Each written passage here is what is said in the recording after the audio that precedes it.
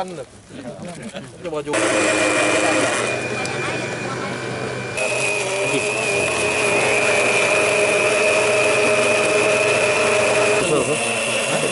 Dalam ransel.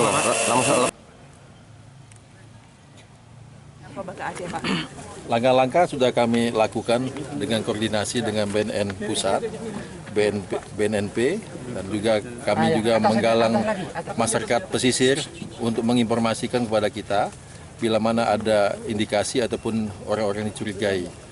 Khususnya untuk kapal-kapal yang kecil yang masuk ke jalur-jalur tikus.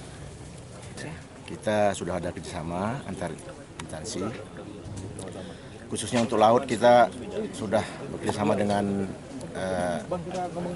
Bea Cukai, patroli bersama, Polda, dengan BNN. Baik, ini kan sudah menjalar ke semua lapisan, Pak. Ini sudah ada narkoba, lalu gimana nih, Pak?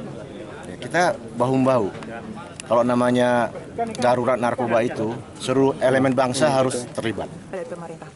Baik, yang pertama kita apresiasi dulu aparat penegak hukum, polisi dan juga dibantu oleh TNI yang lain, dan komitmen kita yang pertama kita komit dari pemerintah bahwa bagaimana Aceh ini terhindar, masyarakat Aceh terhindar dari narkoba. Untuk itu saya kira yang pertama himbauan kita melalui aparat pemerintah juga kita libatkan masyarakat supaya proaktif untuk kita memberikan penyuluhan kepada masyarakat bagaimana bahayanya narkoba ini.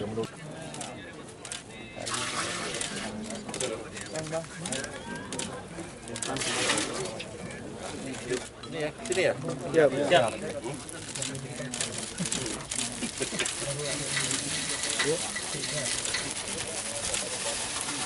Dengan ini juga ya, semuanya.